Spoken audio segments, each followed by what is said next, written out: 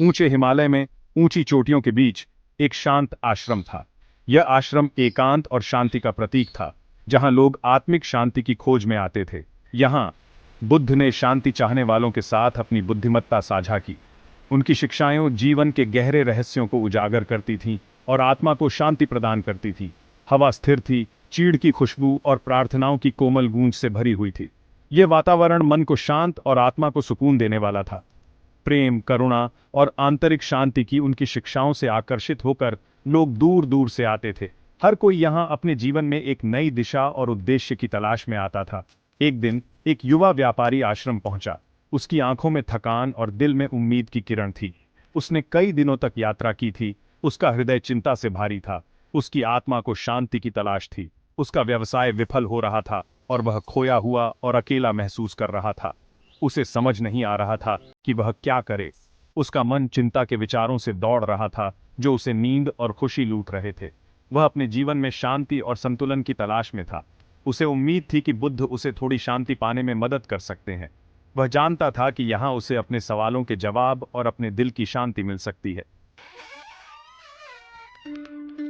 बढ़िया कपड़े और थकी हुई आंखों वाला व्यापारी भिक्षुओं के बीच खड़ा था। वह बुद्ध के पास गया। उसका चेहरा चिंता की रेखाओं से सना हुआ था। गुरु, वह बोला। उसकी आवाज कांप रही थी। मैं चिंता से बोझ हूं। मैं खा नहीं सकता, मैं सो नहीं सकता। मेरा मन भय के बवंडर में है। बुद्ध उस युवक पर धीरे से मुस्कुराए। मुझे बताओ, उन्होंने कहा। उनकी आवाज शांत और आश्वस्त करने वाली थी। तुम्हें क्या परेशानी है? व्यापारी ने अपने दिल की बात कही। अपने असफल व्यवसाय, अपने तनावपूर्ण रिश्तों और बेचैनी की अपनी निरंतर भावना के बारे में अपने डर को साझा किया। बुद्ध धैर्यपूर्वक सुनते रहे। उनकी निगाह स्थिर और करुणामयी थी। बुद्ध व्यापारी को पास की एक नदी के पास ले गए। उसका पानी चिकने पत्थरों पर बह रहा था। नदी की धारा में एक अनोखी शांति और सुकून था, जो मन को मोह लेता था। इस नदी को देखो, उन्होंने व्यापारी को निर्देश दिया।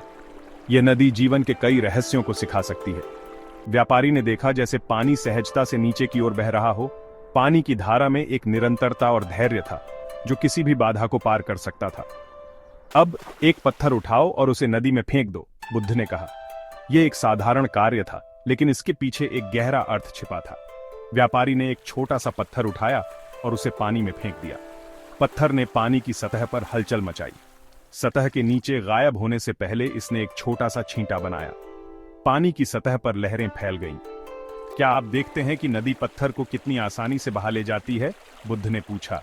यह नदी की शक्ति और धैर्य का प्रतीक है। व्यापारी ने सिर हिलाया। यह जानने के लिए उत्सुक था कि बुद्ध उसे कहां ले जा रहे हैं। वह इस अनुभव से कुछ नया सीखने के लिए तैयार था। भाग 4, नियंत्रण का भ्रम। बुद्ध मुस्कुराए। हमारे विचार और चिंताएं इन पत्थरों की तरह हैं। जब हम उन पर पकड़ बनाए रखते हैं तो वे हमें नीचे गिरा देते हैं। फिर उन्होंने मुट्ठी बांध ली। कल्पना कीजिए कि इस नदी के पानी को मेरे हाथ में पकड़ने की कोशिश कर रहा हूं। यह असंभव है ना? व्यापारी ने बुद्ध की बंधी मुट्ठी को देखा। वह इस तरह के कृत्य की निरर्थकता को समझ गया। पानी बस उसकी उंगलियों से फिसल जाता था, चाहे वह कितनी भी कोशिश कर ले। हमारी चिंताएं भी ऐसी ही हैं, बुद्ध ने आगे कहा। उनसे चिपके रहने से हमें केवल दुहक ही मिलता है। भाग 5, आंतरिक शांति की खेती। बुद्ध ने पास के एक पौधे को धीरे से छुआ। यह एक प्रतीक था, एक संकेत कि शांति की शुरुआत छोटे कदमों से होती है। जिस प्रकार हम एक बीज को एक मजबूत वृक्ष के रूप में पोषित करते हैं, उसी प्रकार हम अपने भीतर शांति का विकास कर सकते हैं। यह प्रक्रिया समय लेती है, लेकिन हर दिन का प्रयास हमें उस दिशा में ले जाता है। उसने व्यापारी को देखा। उसकी आंखें दया से भरी हुई थीं। दया और करुणा के माध्यम से हम दूसरों के साथ और अपने आप के साथ भी शांति पा सकते हैं। ध्यान और क्लीन कॉन्शियस के माध्यम से हम अपनी चिंताओं को दूर करना और सच्ची शांति पाना सीख सकते हैं। यह एक यात्रा है जो हमें अपने भीतर की गहराइयों तक ले जाती है। व्यापारी, उसका हृदय महीनों में जितना हल्का था, बुद्ध को धन्यवाद दिया। अब वह समझ गया कि आंतरिक शांति का महत्व क्या है। वह अपनी चिंताओं को दूर करने और अपने भीतर शांति पैदा करने का विकल्प चुन सकता था। यह एक कठिन मार्ग था, लेकिन वह जानता था कि यह संभव है। यह आसान नहीं होगा, लेकिन वह जानता था कि यह संभव है। हर कदम, हर प्रयास उसे अपने लक्ष्य के करीब ले जाएगा, और इसलिए उन्होंने बुद्ध की शिक्षाओं के ज्ञान द्वारा निर्देशित आंतरिक शांति की ओर अपनी यात्रा शुरू की। यह यात्रा अंतहीन थी, लेकिन हर कदम पर उसे नई सीख और अनुभव मिलते रहे।